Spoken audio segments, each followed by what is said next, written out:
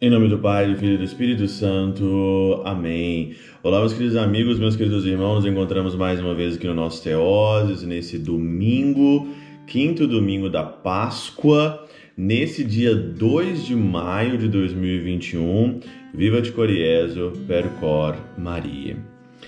Nesse domingo, nesse quinto domingo da Páscoa, essa caminhada que nós estamos fazendo para a ascensão do Senhor e também para Pentecostes, daqui a algumas semanas, nesse mês de maio, nós vamos celebrar então aí a festa do Espírito Santo, a solenidade de Pentecostes, o Espírito Santo de Deus, que é enviado no nosso coração, principalmente confirmado, na nossa crisma, Recebemos ele através do batismo e depois então através aí da confirmação da nossa crisma. O evangelho de hoje, ele vai nessa direção, é João capítulo 15, versículo de 1 a 8. É o evangelho famoso aqui da videira e dos ramos, Eu sou a videira verdadeira, diz aqui Jesus, e meu Pai é o agricultor. A relação aqui da Santíssima Trindade, ela é notória no começo do evangelho, o Pai é o agricultor. A videira é aqui Jesus Cristo, e dentro da videira, dentro do caule da videira, tem ali a água que mantém, que sai ali da terra, que mantém aquela videira, e essa água é a água do Espírito Santo de Deus. A relação trinitária no começo do evangelho de hoje, de João, ela é notória. E essa relação trinitária, ela está dentro de cada um de nós, pelo nosso batismo e também pela nossa crisma. Mas o capítulo número 2, aqui, o versículo número 2 aqui, ele é muito interessante e é nisso que eu quero dar o destaque hoje, nesse domingo. Todo ramo, e nós somos o ramo aqui da videira, e todo ramo que em mim não dá fruto, ele o corta, e todo ramo que dá fruto, ele o limpa para que dê mais fruto ainda. Quando eu estava meditando hoje sobre esse versículo número 2, que é um versículo muito importante aqui na construção toda do Evangelho, eu lembrei da parreira de uva.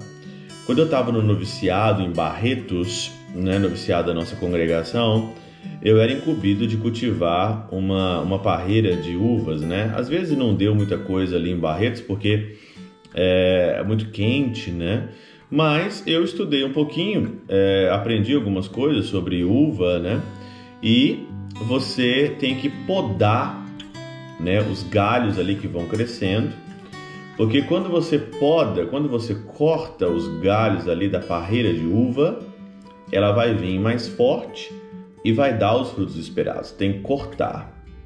É totalmente ao contrário, porque talvez as pessoas pensam que tem que deixar, porque vai crescer naturalmente e pode crescer errado. E crescendo errado, vai dar errado e não vai dar o fruto, pode dar até algum fruto, mas não vai dar o fruto esperado. Eu acho que você entendeu o que eu quero dizer.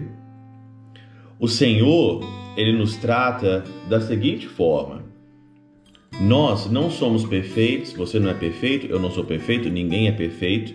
Nós precisamos de correção, nós precisamos ser podados. E a poda, ela não é fácil, dói. Crescer dói. Se desenvolver dói. Ser cortado, ser podado dói. E muitas das vezes, nós como crianças mimadas demais, nós não queremos sofrer esse corte, essa poda.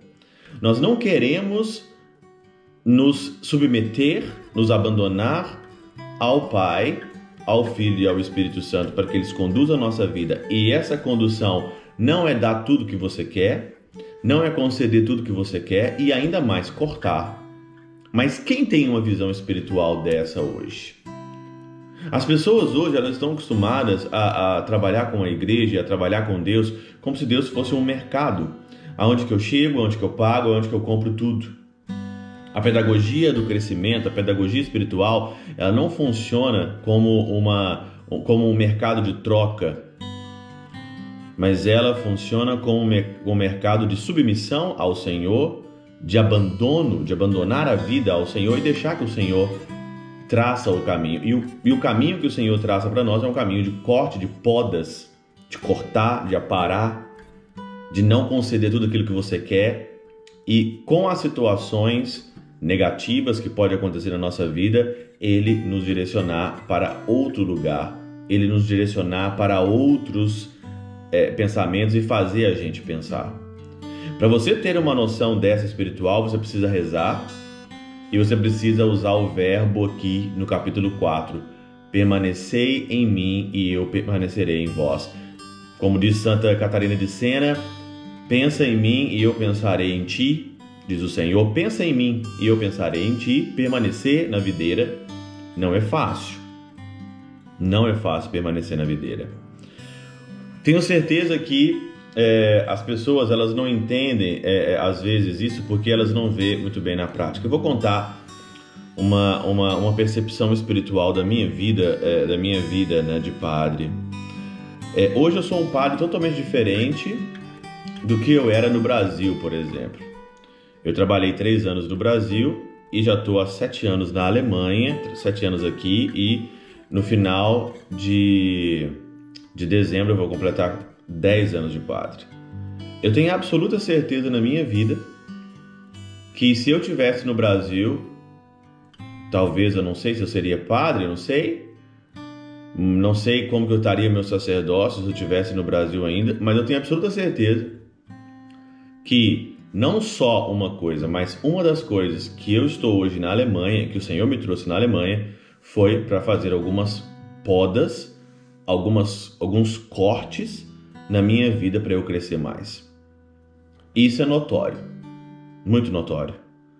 Notório porque eu tive que aprender a trabalhar com um público reduzido, com uma pastoral reduzida, totalmente diferente que estava no Brasil. E isso foi bom para mim. E as pessoas não entendem. As pessoas perguntam se eu tô feliz aqui ou se eu não tô feliz. Isso é uma pergunta totalmente desinteressada na minha vida. Se eu tô feliz ou se eu não tô feliz. Eu quero me submeter àquilo que Deus tem para mim. E essa é a minha felicidade. A tua vontade, Senhor, é a minha felicidade. E não importa outra coisa. A nossa felicidade, ela tem que ser baseada naquilo que Deus quer para nós.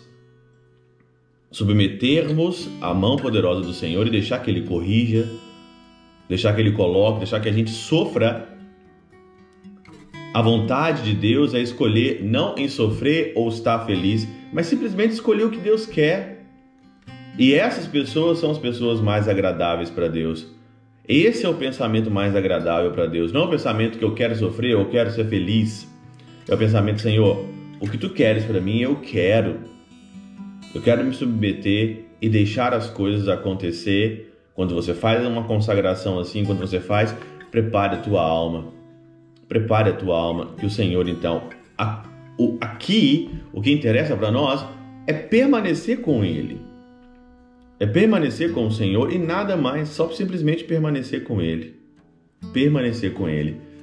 Eu acho muito interessante que hoje a segunda leitura, 1 João capítulo 3, versículo 18 a 24, no versículo 18 diz assim: Filhinhos, não amemos só com palavras de boca, mas com ações de verdade. É muito fácil você dizer, eu te amo, Jesus, eu te amo, Deus é o amor da minha vida, Deus é o amor, mas a gente não submete a Ele.